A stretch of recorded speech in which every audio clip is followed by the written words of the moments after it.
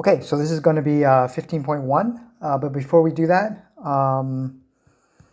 let's first talk about homework 1.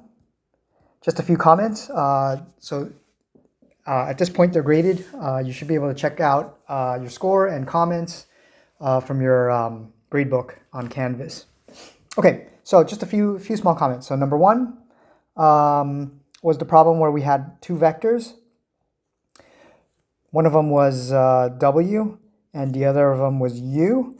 And we wanted to write W in terms of a vector in the direction of U, and a direction the sum of a vector, sum of vectors in the direction of U and perpendicular to U.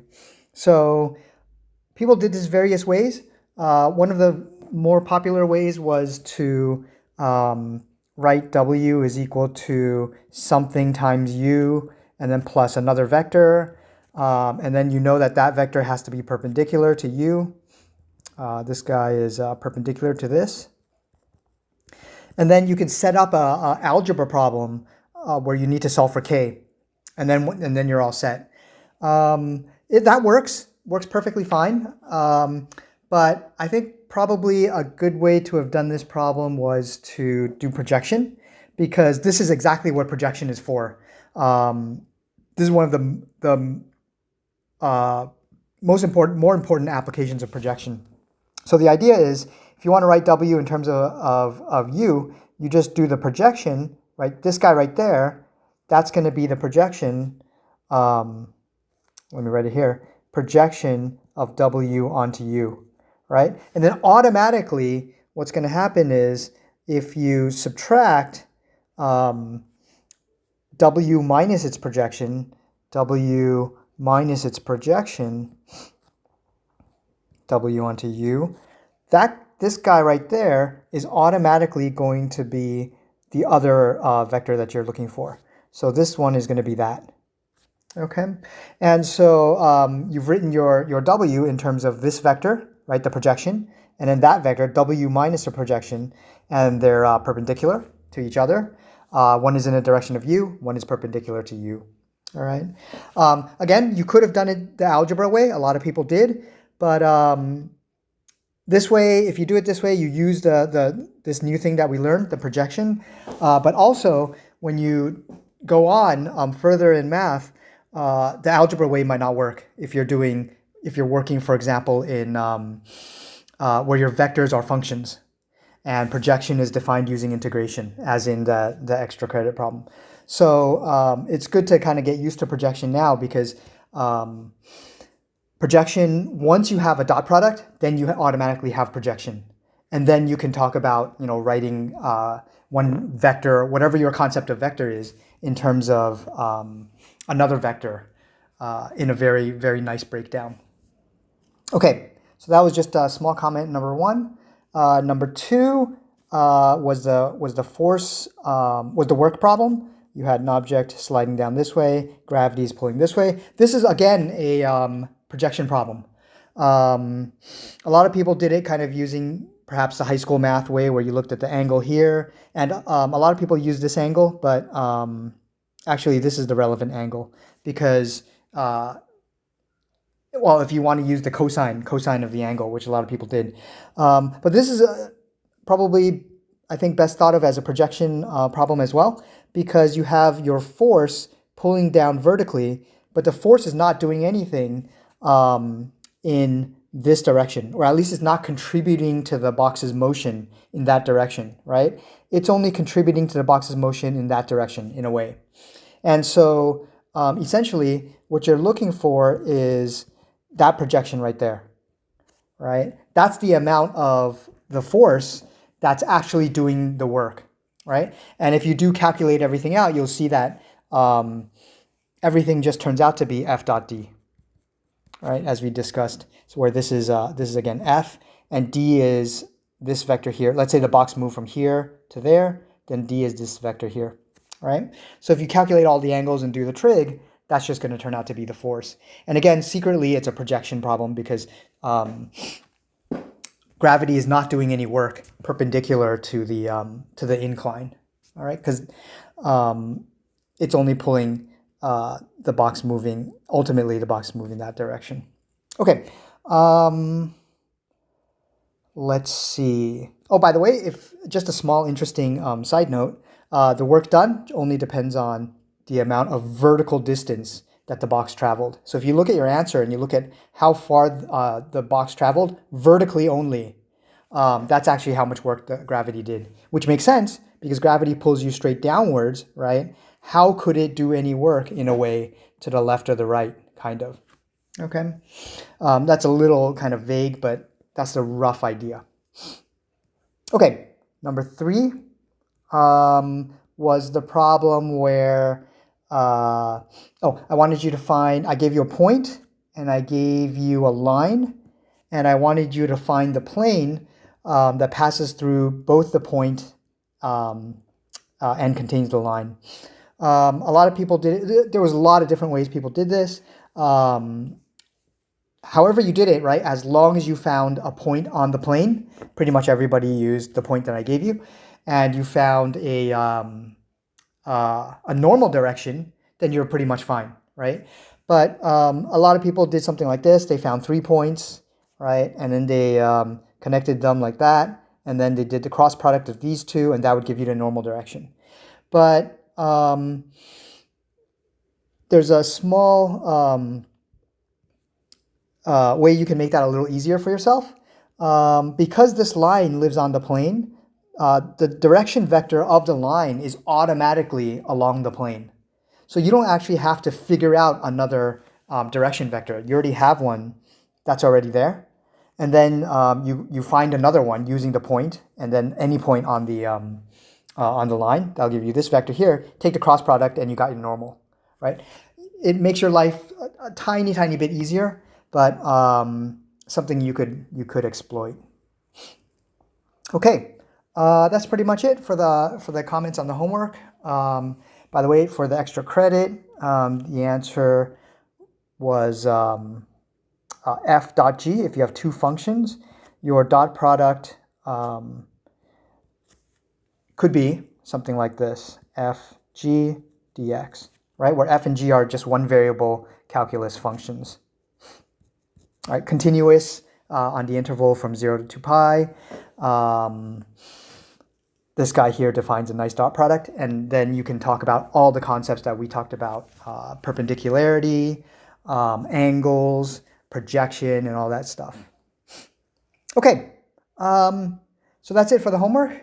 If you do want to see comments, Canvas, your gradebook, you should be able to see comments. I've uploaded a PDF with kind of annotated comments on your work. Okay, let's get into chapter 15. So we're going to spend a bit of time on chapter 15, 2 weeks or so. It's the core bit of multivariable calculus, where we actually do multivariable calculus in a way. So we're going to do 15.1 in this lecture. So that's just multivariable functions, introduction to multivariable functions.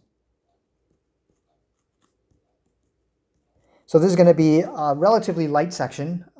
In fact, this week is in a way going to be relatively light. There's going to be a lot of computational stuff, but the concepts aren't too terrible. All right.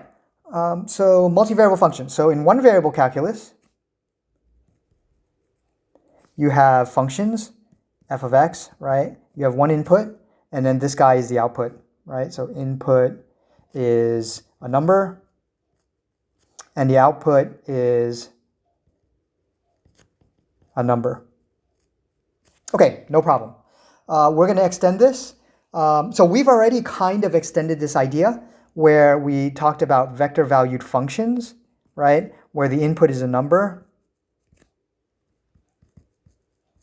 but the output is a vector, right? And that kind of made it multivariable in a way because the vectors would be, if you're in a plane, right, have 2 entries, and if you're in space, you have 3 entries. Okay, so that's one extension of one variable calculus. But today we're going to be doing a different extension where instead of the input being a number, the input is going to be multiple things. And the output is, well, you could do the situation where the output is a vector. We'll talk about that a tiny bit. But for today at least, the output is just going to be a number. All right, so we'll try to keep it simple. So our functions are going to look something like this. F of x comma y is equal to something. All right, something in terms of x and y. So perhaps x squared plus y squared. Okay. So now, like I said, we've got two inputs. But again, the output is just a single number. All right. Okay, so this guy here is very, very much analogous to the situation in one variable calculus where you've got f of x equals x squared. And basically, we're going to be able to port pretty much all the ideas from single variable calculus into this multivariable setting with some complications. And we'll talk about that this week. So particularly the complications having to do with derivatives. Okay, roughly this week is introducing multivariable functions and taking their derivatives. Okay. So in terms of the mechanics, works fairly straightforwardly. So if I do look at this particular function, f of x comma y equals x squared plus y squared, right? In terms of computations, it's very straightforward. F of 1 comma 2 is, well, that means you plug in x equals 1 and you plug in y equals 2. So 1 squared plus 2 squared equals 5. All right? Nothing fancy going on there. You've got your x and your y, your separate variables, right? And they behave in a way separately, right? In fact, you can even do something like this, 1 comma x, or sorry, y, right? And that would be actually 1 squared plus y squared, and that would just be 1 plus y squared. And we'll be doing something like this in the near future. All right, in fact, if you did do something like this, you'd be looking actually, this would just be a one variable thing in terms of just a variable y. That's going to be a very powerful idea because when we talk about derivatives, this is how we're going to think of derivatives in a way. Okay, but before we get to that, let's talk about pictures. So we're going to spend quite a bit of time in 15.1 talking about how to visualize these things because in contrast to the one variable setting, right, f of x equals x squared, graphs are super simple in that you can draw them, right, because we're representing a one variable function, right, whose output is a number. So you can graph this with just a single line down here representing the x-axis representing the inputs, the y-axis representing the outputs, and then you can graph the representation of the function where, again, as usual, if you put in a number here, 3, right, that height right there is the output, represents the output, so that would be 9. And that location right there, that point is 3 comma 9, right, is the input comma the output. Okay, everything works fine because we're drawing these pictures on a sheet of paper, on a screen, something like that, in 2 dimensions, and we have exactly 2 dimensions that we're working with, right? One dimension being the input, one dimension being the output. Okay, multivariable setting, we're going to have trouble because altogether we have 3 dimensions, right? And so we're going to have to draw, the domain can't be just a line, right? The domain is x comma y. So the domain is essentially a plane. And our output, of course, is still a number. So we're going to have a plane playing the role of the x-axis from one variable calculus.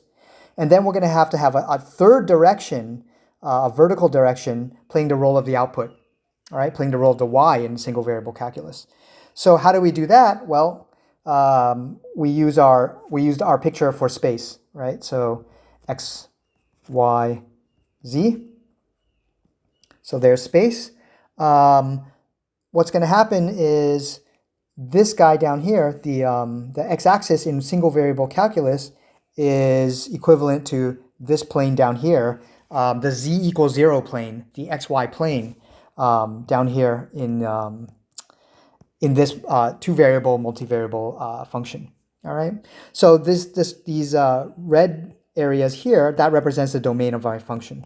Okay, so those represent the inputs. Okay, how do we draw the outputs? Well, same idea, except now instead of y representing the outputs, z represents the outputs. Okay, but in terms of graphing, the fundamentals are the same. So if you want to plug in 1, 2, that would be this location is 1, that location, for example, is 2. There's 1, 2, right? Let me be more precise. 1, 2, 0, right? If you were to describe it in terms of where you are in space, then where would the corresponding point be that is analogous to this 3, 9? Well, we're going to use exactly the same idea, right? 3 is our domain up there in the one variable function. Here, 1, 2 represents kind of our domain. And then so the z entry is going to represent the output, right? Just like the 9 represented the output. So if I plug in 1, 2, I'm going to get, like I said, so let me just put it in here. F of 1, 2 is equal to 5. And so the representation of the output is going to be all the way up here at height 5. Okay. So that guy, 1, 2, 5, represents the input, the output for this particular function. And when we're going to graph this in just 1 second, that point has to live on the graph of my my function. Okay, and the graph is again the same idea, same concept as in one variable calculus, right? It represents all the input, outputs. All right, the collection of all the input, outputs. All right. So again, in one variable calculus, it was the input 3, the output 9s, right? Now it's going to be the inputs 1, 2s and the outputs 5s, something like that. Okay, so already, let me put some dotted lines here just so we can see a little better how the perspective works. So already you can see things are going to be a little messy because we're again trying to represent 3 dimensions on a piece of paper, right, or on a screen. Okay, let me draw the graph. So for this particular guy, so this is, I guess I'm just going to scroll up. Let me write the one variable version, x squared. That looks like that. Our 2 variable version is equal to x squared plus y squared. What is that going to look like? Well, if you actually plotted all the points, right, corresponding to the input and the outputs, you're going to get a paraboloid, right? So up here, we've got a parabola, and down here, we've got a paraboloid. Okay. And of course, it extends infinitely. These cross sections here are circles, and this cross section here is a regular parabola. Okay. We did our 2, 5, or was it 1, 2? Right. That went up to a point right there on the paraboloid. Okay. All right. Again, just as we talked about when we first talked about drawing things in space, sometimes you'll need to draw multiple pictures in order to get it to look right for yourself, just to get kind of the 3-dimensional perspective right for yourself. So if, for example, this picture kind of still looks really weird for you, if you draw a picture that looks weird, perhaps you can do something like try to draw in some grid lines or something like that. Maybe draw some dotted lines back here to represent the other side kind of the paraboloid. Maybe that'll help. All right. But ultimately, this is a major problem because, right, things are going to get messy, especially if we're going to try to draw more than one graph in the same picture, right?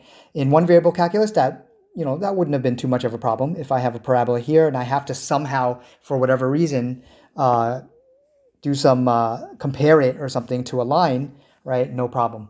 But now if I want to compare this guy to a plane, I try to draw a plane in the same picture, things are immediately going to start looking very, very unpleasant. All right. Okay, we'll have another way to visualize functions in just a few minutes.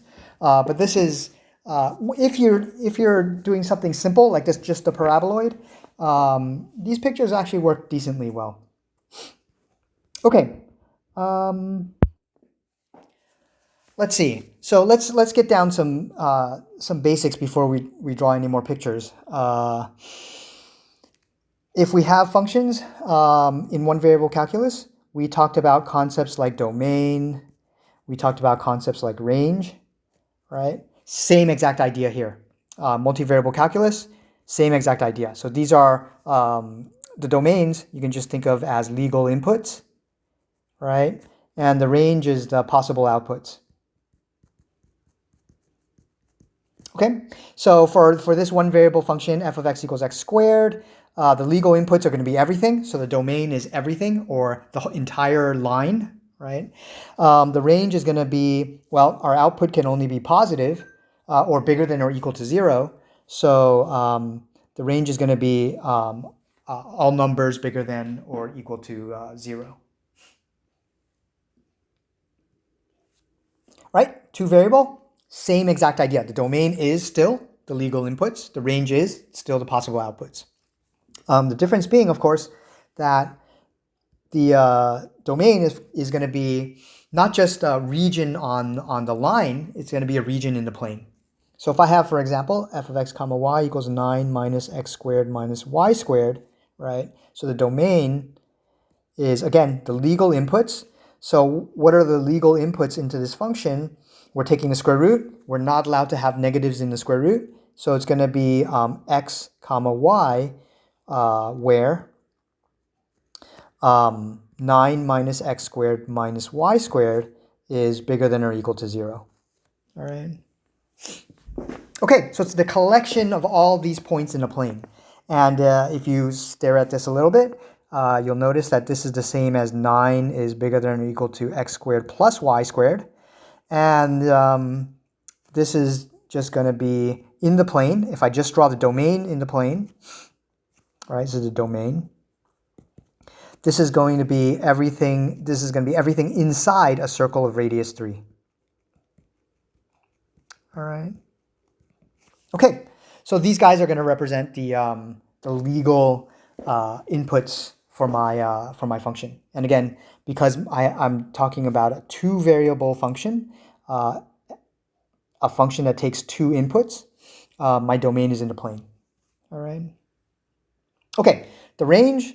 We're not so worried about the range as much because the domain is always important because you never ever want to plug in an illegal quantity into your function. But if you did want the range, well, just think about what are all the possible outputs. You certainly can't have a negative output. And your biggest output looks like it's going to be 3, right? When x is 0 and y is 0.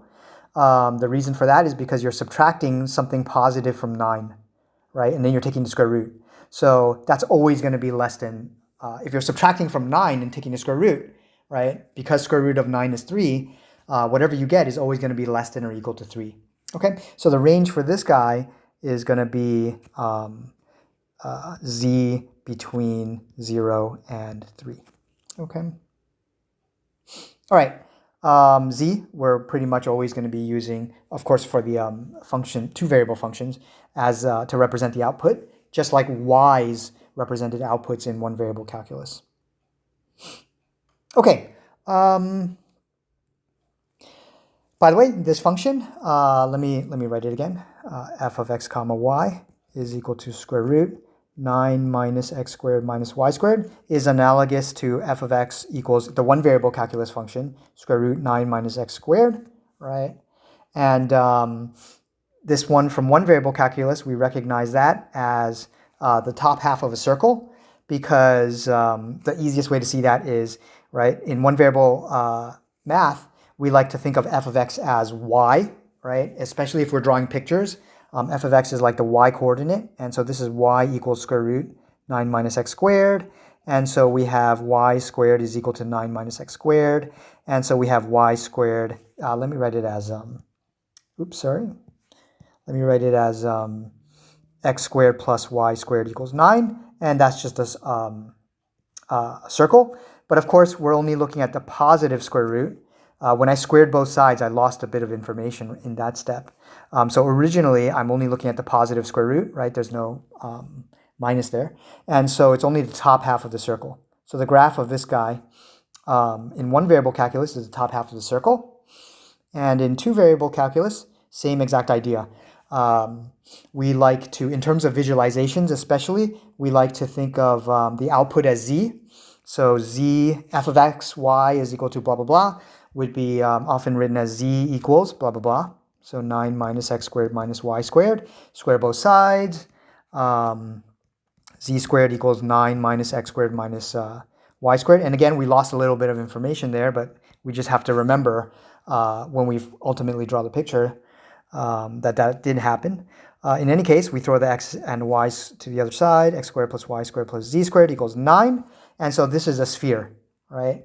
When we go back up to our actual function, it's only plus square root, and so it's only the top half of a sphere, exactly analogous to the top half of a circle for the one variable version.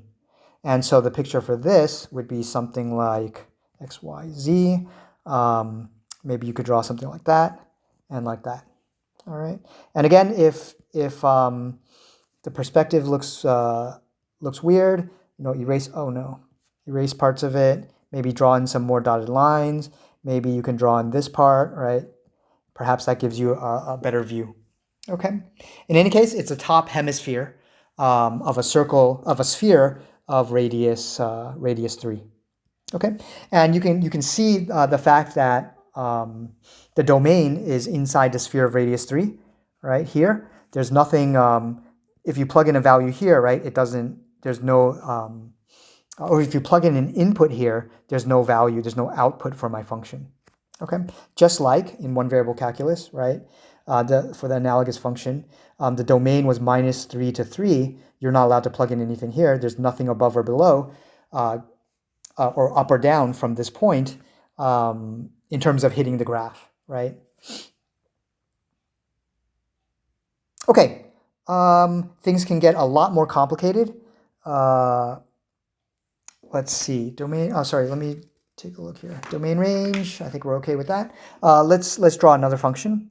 So perhaps maybe these guys that we've drawn so far aren't too terrible, but something like this is, well, we've kind of seen something like this in chapter 13, but something like this is, a lot more complicated, right? So the graph of this, we said it was very interesting because it was like a saddle.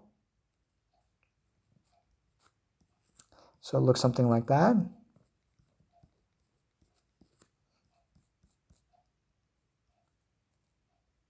Right, extended, of course, out this way, extended out that way. And then right there was, we said, a very interesting point. And we'll actually talk about that very soon when we start working with derivatives. Okay, so things can get quite complex and again very, very difficult to visualize. So at this point and very soon we're going to be doing 3 variables, f of x, y, z, or you could do 4 variables, 5 variables, whatever number of variables. In those situations, you're not even going to be able to visualize anything.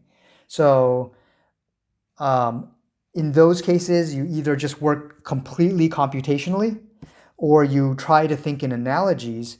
And right, if, for example, if this sphere picture just blows your mind, you think about the analogous thing in one variable calculus, right? And so, of course, if a 5 variable function blows your mind, you try to think of the analogous thing, if you can, in 1 variable or 2 variable calculus, something like that. Okay. All right. How did I know? By the way, how did I know that the graph looks something like this? Well, one way to tell is just by taking slices. So, for example, when I look at x equals 0, right? Let's just consider x equals 0. So this would be, let me draw the plane here, x, y, z. X equals 0 would be the yz plane. All right, just the yz plane, and that gives me if I only plug in x equals 0, comma y equals anything, then I'm kind of just looking at a slice of my function where the slice is where the graph is being sliced by the yz plane, right? So if I do have x equals 0, I just look at my formula up here. F of x comma y is equal to x squared minus y squared. When x is 0, then I get 0 minus y squared, 0 squared minus y squared, which is just minus y squared.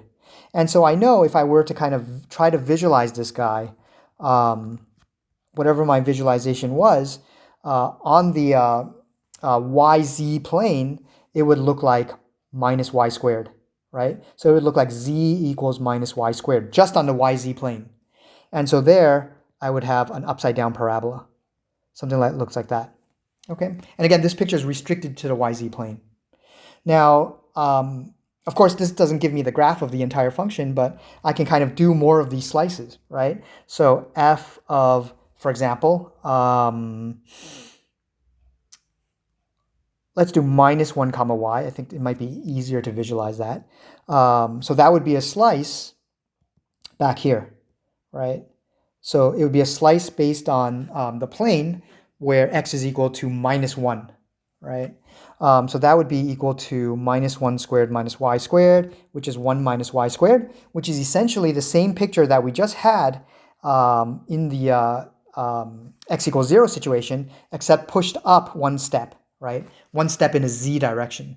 And so we have a parabola, upside down parabola like that, right? But at a higher level, okay? And you can continue doing this.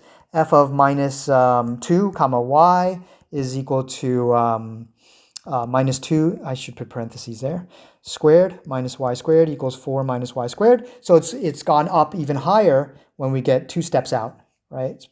And actually, from 0, x equals 0 to x equals minus 1, we only moved up 1 z step, but now we move up 4 z steps, right? And so our parabolas look like that. Okay, and if you think about it, right, it's not going up linearly, it's going up kind of in a curved manner like that. Okay, as we go x equals minus 0 to minus 1 to minus 2 to minus 3 and so on. And of course, the same exact thing happens for x equals 1, 2, 3, 4, right? But you can already kind of see where this saddle shape comes from just from what kind of the 3 pictures that we drew, right? So if I kind of fill in some grid markings here, you can kind of see a saddle, half a saddle going on here. And of course, the other half of the saddle would be for the positive values of x, something like that. All right, where the ribs are all z equals y squareds shifted up by the appropriate amount. Okay. All right. So that's one way to kind of figure out what the graph would look like. I did this example based on constant values of x, right? X equals 0, x equals 1, x equals 2, or minus 1, minus 2. You can do exactly the same thing by doing these kind of slices where y is constant. Okay, so maybe a good idea would be to do that, exactly that, for this particular function. And you should, of course, see the same shape, right? But your kind of the way you've drawn it is different. Okay. All right. So that's a very, very useful way to kind of draw these graphs. But again, we always run into this problem that these graphs are 3-dimensional. And so you have stuff kind of hidden behind things. If you try to draw everything, things will become amazingly messy, right? If I tried to fill in the opposite side of these parabolas here, right, things have gotten really, really messy. So there's an alternative way to visualize 2-variable functions, and we'll see for 3-variable functions as well, though not as nicely, and that's using level curves.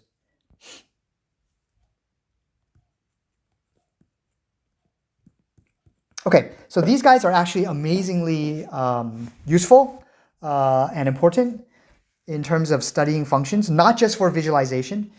For us today, we're only going to be using level curves for kind of understanding what a function looks like, right? But in real life, they're actually super important in terms of analyzing functions and doing really advanced things with functions. So you definitely want to get comfortable with them right now when we introduce them. They're going to play a really, really important role when we start talking about derivatives, probably in 2 lectures or so. Okay, so level curve. What are level curves? So this is, I'm going to do again the 2 variable setting. We'll go into 3 variable functions after we talk about this. So 3 and more variables. So this is really good for 2 variable functions. And the idea is basically topographical map.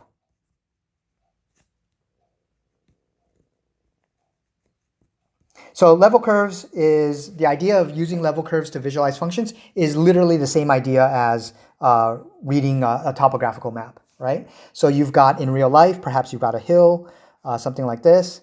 When you see this on a map, right, one way you visualize it is to draw kind of where the draw the curves that represent a constant elevation, right? So this curve represents sea level, right? So zero altitude, right? And then maybe this curve represents 1 meter above sea level, right? And then 2 meters above sea level, and so on, right? 3 meters above sea level. So when you have this picture, you don't need a 3-dimensional visualization, because each of these curves gives you, with their labels, of course, gives you the equivalent of a 3-dimensional set of information, right? It's 3-dimensional because, well, these locations on the curve gives you the inputs, right? And then the label gives you the output, right? So in terms of a function, right, any point, this point here would have output 1. This point here would have output 1 because it's on the 1 curve, okay? And then this point here would have output 2, and so on, okay? So in terms of topographical maps, right, the meaning of the output is your altitude, right, above sea level or something like that. But now, right, the output represents the output of the function. Okay. All right. So for example, our function f of x comma y equals x squared plus y squared. Oops. Our level curves are going to be well, where the z is constant, right? So level curve. So let me give a little bit of notation. So for example, the 1 level curve,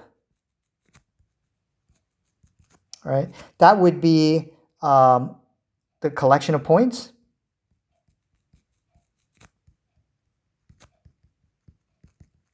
that give an output of 1.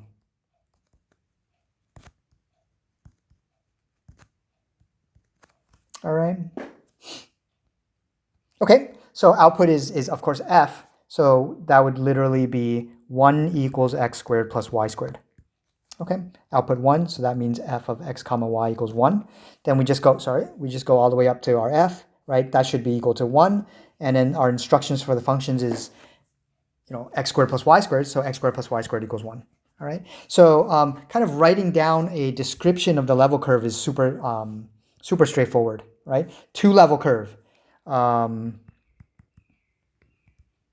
is going to be the collection of points that give the output of 2, right? And again, my function is f of x equals x squared plus y squared, and so my 2-level curve is output 2. And so it's going to be altogether x squared plus y squared equals 2. Okay? And because we're talking about 2-variable function here, these collection of points, right, are going to be, in general, a curve in the plane, right? Certainly in the plane, because we're talking about just x and y as our variables, right? There's no z anymore. And it's a curve because we have 1 equation, right? So in particular, right, for this 1-level curve, we're going to have a circle of radius 1, and maybe we label it 1 like that. And then for the 2-level curve, this is going to be a circle of radius root 2, and perhaps we label it 2, all right? Let me emphasize the radius or radii. So this guy here is root 2. This guy here is 1. Okay, and if you draw many of these, then you get a feeling for how your function grows, right? Especially if you have these labels. Okay. All right. For this particular function, we can see f of x comma y again equals x squared plus y squared. We can see that all the level curves are going to be circles, right, of varying radiuses. So if I just drew the level curves without labels, it's just going to be circles, right? So this is one thing to notice. If you don't have the labels, you only know that, for example, this point and this point have the same output, and this point and that point have the same output, but you don't know what those outputs are. So you've kind of lost some of you have some information about your function, but you've lost some of the z information, right? But once I've done this for let's say 0.2, 0.1, 0.01, something like that, then we do have the height information. Okay, and then we also kind of can get a better picture in terms of the graph, because what we can see here is, for example, let me kind of draw a very rough picture for this particular possible function here, right? What's happening is our function, if these represent my outputs, let me do it like this. If these represent my outputs, you can see that the outputs are going up very slowly, right? From 0.1 to 0.01 to 0.1 to 0.2 for the first 3 circles. So my function is kind of in a way increasing very slowly at first. But then it goes very fast from here to 2 and then to 4, right? So it grows much faster. So this particular function that I've drawn with these random kind of outputs that I've filled in seems like it's like a flat bowl at first, and then it goes up more steeply. The walls go up more steeply. All right. Of course, if you label these outputs differently, you're going to have very, very different functions. Okay. So if you only see just the level curves by themselves with no labels, there's a lot of information that's missing, right? So for example, a function like if I drew something with kind of the same looking level curves, they're all circles, right? But so if I just had this, you think, oh, maybe it's like a bowl as well, right? But if I labeled them something like this, right? 1, 2, 0.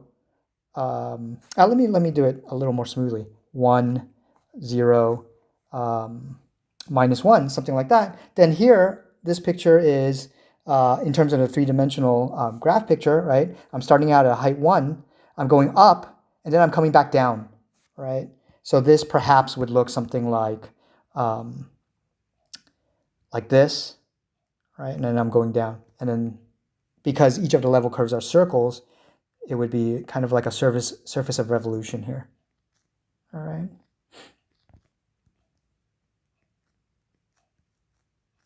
So something like that. All right.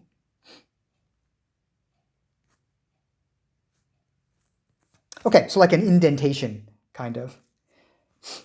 Okay, so the labels are important, but what we'll see in the near future is just the level curves themselves. Even if I just erased all the labels, just the level curves themselves give me an immense amount of information about my function.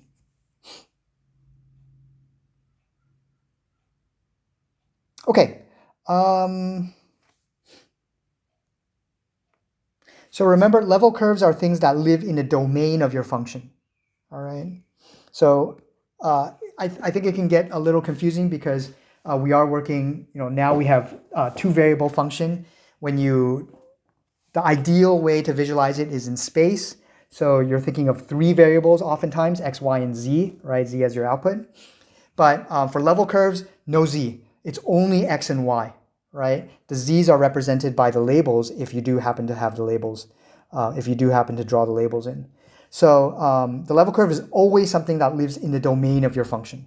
Okay, that's why level curves are so great in terms of visualization for 2-variable functions, because we can easily see things on a piece of paper or on a screen, a 2-dimensional object. All right. Okay. One thing to note, just a small note, but of course, super important. You can't have level curves. You know, if this is, let's say I labeled this one as 5, right? So every point on this particular curve has the output 5. Okay. Now, if I have another level curve like this, and I label that 7, something has gone terribly wrong, right? Because at that point where they intersect, what is the output of my function is a 5 or 7, right? The one thing you're not allowed to have for a function is that kind of ambiguity. Okay, so level curves for different levels cannot intersect. Okay, I mean, it could certainly be legal where you say, okay, my function is not defined at that point, but you know, you cannot have a legally defined function at a point where it intersects two different level curves. All right, so that's one really nice feature of the level curves. You see all the pictures that we've drawn, these level curves, they never touch each other. All right. Now they could be, for example, if I look at f of x comma y equals x squared equals y squared. Sorry, x squared minus y squared, the guy that we looked at earlier. What's the zero level curve? This guy here is going to be, let me write curve. The zero level curve is going to be, well, the output is 0. So 0 equals x squared minus y squared. So it's going to be this curve right there in the plane. And what is that? Well, that's x squared equals y squared. How can x squared be equal to y squared? That means x is equal to, I guess, let me put it kind of in a more traditional way, with the y on the left side. Y squared equals y equals plus or minus x. Okay. So y equals x is a line, right? A 45-degree line like that. Let me do it in a different color. And then y equals minus x is a 45-degree line like that. All right. So the zero level curve for f of x equals x squared minus y squared is these two lines. And they do intersect, which is perfectly legal because these two lines both represent, right? If I were to label them, they would both be 0, 0. So there's no problem of this intersection point having two values. All right. So intersections like this are 100% legal. All right. By the way, we did, this guy was the saddle, right? This guy was our saddle function. The three-dimensional version of it was not so easy to draw, right? But let's take a look at the level curve version, right? So what is f of x comma y equals, equals, let's do this, equals 1, right? So this is the one level curve. So that's going to be 1 equals x squared minus y squared, plus, was I doing, yeah, minus y squared. And what is the picture for this? Well, this guy we can write as y squared is equal to x squared minus 1. And so one way we can visualize this is y equals plus or minus root x squared minus 1. So we have to draw both the plus and the minus version for the full level curve. And if you know what this looks like, you're all set. But if you don't, well, you can do one variable calculus, do the graphing section from one variable calculus, right? Take the derivative. Where's the derivative 0? Well, it's only going to be where x is 0. It's going to be concave up the whole time. You can figure out asymptotes and so on. But essentially, it's going to look like this. All right, and then of course the bottom one. Okay.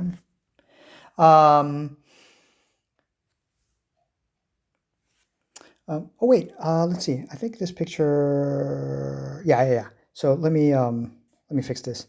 It's not those two, right? Again, if you do your multivariable, if you do your single variable calculus graphing correctly, this actually should be this one. Should be these two guys. All right. And on the opposite side as well, like that. All right. And so if you do this for a lot of them, you kind of get an idea, again, in a topographical map kind of way. So perhaps equals 2 would look something like that, right? And then when you do the negative values, f of x equals negative numbers, you're going to get these guys here.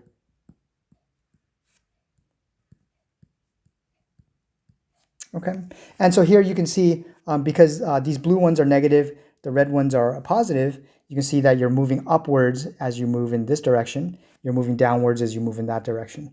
And so you are at this interesting saddle point where it's kind of like an unstable equilibrium. All right. Okay, I think maybe a good example of a kind of more complex function, something like this, a more complicated function that you could draw relatively easily. So here, right, it's kind of a pain to actually go down and do the one variable calculus. So something that has a very, very similar behavior as this guy is f of x comma y equals x times y. So this also is a saddle. Draw it. It'll feel very similar to the one we just did, but the calculations are going to be much more straightforward in terms of the graph. All right, because you're going to have, right, x times y equals a constant, and so y is equal to a constant over x. So those graphs are relatively straightforward. Okay, so you do this.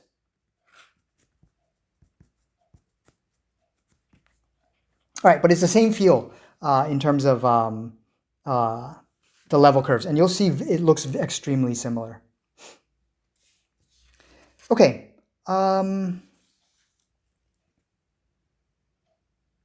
So one kind of interesting application of level curves is that they can represent, if you represent something happening over time as, so let's say we have a function like this, x, y is equal to something, right? You think of this output kind of as time, so the z-axis as time, then, and you look at the kind of how the level curve changes as time passes, as t equals, starting from t equals 0 to t equals 1 to t equals 2 and so on, right? That can kind of model a lot of real life behaviors that are very hard to work with mathematically because they might break, right? So I could have a function that looks like a saddle. Let's do the kind of saddle example, right? So a function like this, a saddle, with a graph like a saddle, is perfectly legit as a function. We'll be taking derivatives of something that looks like this. We'll be taking derivatives of all the examples that we've talked about today, and they're going to be pretty much no problem. All right. So these functions, in terms of being functions that you can work with in terms of calculus, are no problem. However, if you look at the curves themselves, they can be very unpleasant, right? So this saddle, at the saddle point, the curves, the level curves are, well, the one we just did, for example, two intersecting lines like this, right? And so this kind of curve is really bad oftentimes in terms of math because of that intersection point, right? You've got this sharp intersection point. It's really hard to deal with. But if you think about things as kind of traveling in time, you can kind of naturally flow these curves into something smoother, right? So think of time going in the z direction, and again, the level curves are how whatever my object is changing over time. Then at z equals 0, my object is a horrible thing that intersects like that. But as time passes, right, at t equals 1, it's gonna the kind of joining point here breaks, right, and my level curves kind of break apart very, very nicely, right? But studying these just as curves in the plane without thinking of three variables is very difficult because of this breaking that happens right there. However, if you think about this whole thing in terms of kind of a stacked three variable picture, right, like a function where z is time, then the function is perfectly legit. And so this is actually done to study kind of things evolving over time. Like one example is fire fronts, right? You've got a fire. Let's say it's burning in this ring. Let's say the inside part has already burned out, right? What happens over time? Well, it burns out this ring to a larger and larger radius, right? And these kind of, if you have another fire here, these rings over time, right, that show you where the fires are burning, they can merge and intersect each other, right, over time. Studying those curves just by themselves in the two-dimensional situation, kind of in the natural setting, can be very, very difficult because of these intersections. But if you think of this thing as a graph, right? So perhaps the graph of this would look like something like that, right? 2 bumps, and then this intersection point would be right there, right? And again, this would represent, if I cut this with a plane right there, right? The cross section would be one of these, right? Would be one of these level curves, and they would represent where the fire is at that particular time, right? So if this height is 10, it would be where the fire is at time 10, right? As it kind of burns outwards, whatever, along this grassy field. Okay, so something like this, the fire is burning outwards. And so again, when these kind of two fire fronts merge, that's really bad. But here is just a kind of an interesting saddle point. So this is a really powerful way to study some real life kind of phenomenon. Okay. By the way, I guess I kind of alluded to it here. If you think about what level curves are, right, relative to the graph, if I have a graph of a function that looks like this, right, so let me draw x, y, and z. So what exactly is the, let's say the z equals 5 level curve, right? 5 level curve is all the inputs that correspond to an output of 5, right? What's an output of 5? Well, relative to this graph, it's going to be all the parts of this graph that's at a height 5, right? In other words, it's going to be, if I take the plane z equals 5, right? So this is the plane z equals 5, the flat plane at z equals 5. If I take this plane and I cut my graph, then whatever that curve is right there, that's the same shape as the 5 level curve. All right. Of course, when we say 5 level curve, technically we mean actually its shadow down on the xy plane, right? Because the level curves always live in a domain. All right. So when I say 5 level curve, I mean the shadow of this guy up here, of this curve up here in the domain. Okay. All right. So that's the relationship between, or at least the visual relationship between the graph and the level curves. Okay. Now, 3 variables. So 3 variables or more, right? So we did 1 variable calculus. We just introduced 2 variable functions. Let's say x squared equals x squared plus y squared. We can obviously just extend the idea further up as high as we want, right? Y squared plus z squared perhaps, right? And you can do, if you want to do more, oftentimes you add a w, x, y, z, w. But one way you can go is x1, x2, x3, dot, dot, dot, to however many you want, x100, right? So this would be a 100 variable function. Okay, so perfectly legal, exactly the same ideas, domain, range, all those concepts are exactly the same, all right? Now, the big difference is, of course, once you pass this f of xy 2 variable setting, pictures are just super, super hard to visualize with more and more variables. And of course, this x equals 100, you're just not going to be able to visualize it at all. And so either, again, you work just totally computationally, or you somehow hope that your function has a form that is analogous to something of a lower dimension. All right. So if this formula here happened to be x1 squared plus x2 squared plus x3 squared plus dot dot dot plus x100 squared, right? There's no way we could draw a picture for it, but we still kind of understand what this function is because it's very much analogous to all these other functions up here that we do have a better kind of visualization or grasp of.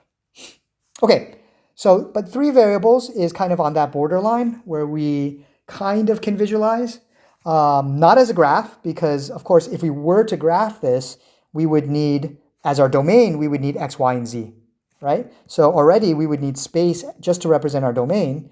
And then we would need one more, right, to represent our outputs, a w, for example. And there's no way we can draw that, right? So we can't draw that as w because that looks like it's actually in space, right?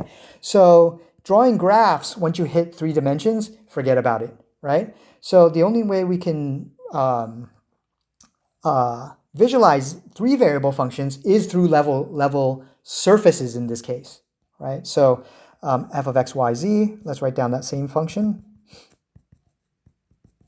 Right? So if we do want to get at least some picture of what's going on, we look at the level surfaces. So one level surface, right? What would that be? That would be the collection of all the points in space now, because my dimension is my domain is space. So this would be all the points in space where if you plug them into your function, you get the output 1, right? So again, in terms of mechanics, in terms of just calculating these things, super easy. Take your formula for your function, 1 equals that, right? 1 equals x squared plus y squared plus z squared.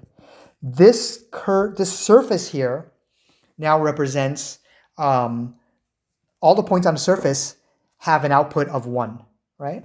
So if I were to draw that, that would be a sphere of radius 1. Okay. So every point on the sphere, when I plug it into this particular function, the output is 1. Okay, and this gives us kind of a limited visualization, right? The 2-level surface is going to be 2 equals x squared plus y squared plus z squared. And so that's going to be a sphere of radius root 2. And maybe if I could draw a couple of these without getting too nasty or messy, right? Sphere of radius 2. Okay. And perhaps you can draw 1 or 2 more of these and still have some idea of how your function is behaving as you plug in different values of x, y, and z. All right. Okay, but that's basically the best we can do. It's not great, but again, we can use analogies. But anyway, whether this is a good visualization or not, level surfaces are super important, just in the analysis of functions. So we'll see very soon that if I did want to analyze this particular function right here, f of x, y, z equals x squared plus y squared plus z squared, these spheres actually will come into play in a very important way. All right, they represent some very important things in terms of the relative to the derivatives, or the equivalent of what we talk about, the equivalent of derivatives. All right. Okay, but again, the level surfaces are going to be, in this case, surfaces, right? Because again, we have this general principle that if we have 3 variables, right? So we have 3 inputs, 3 variables, I guess. And you have one equation, right? You have x squared plus y squared plus z squared, then equals whatever, 9. Then what is the object that this describes? In general, right? You're in 3D because you've got x, y, and z, right? And you've got one equation. So 3 minus 1. So let me write kind of more complete here. One equation, right?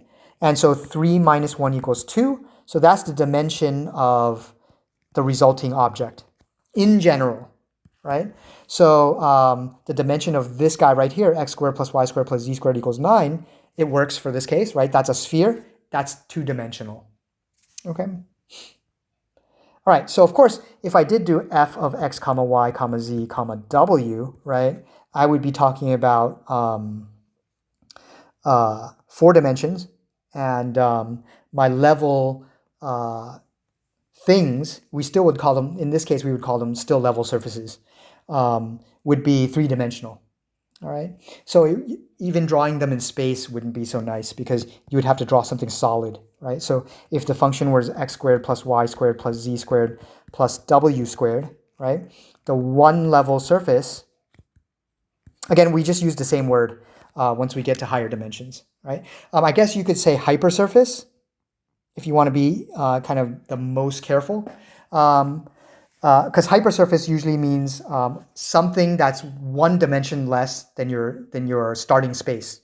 Okay, so hypersurface in the plane would be a curve. Hypersurface in space would be a surface, a 2-dimensional surface, right? And then here, a hypersurface would be three-dimensional, right? So it would actually be everything inside, well, not inside, but it would be, well, you wouldn't actually be able to visualize it very well, actually.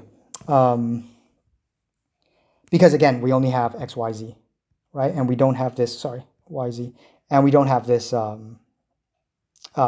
third axis w. So again, picturing it is not going to be easy, but the hypersurface or the one-level surface or two-level surfaces are going to be super relevant. Okay, so the homework for this section is a lot of visualization, a lot of kind of finding the formulas for level surfaces, things like that. That's the kind of the most new topic from this out of this section. Level curves, level surfaces, and so on. But next section, 15.2, is going to be where we actually start to do calculus, and we're going to work on derivatives.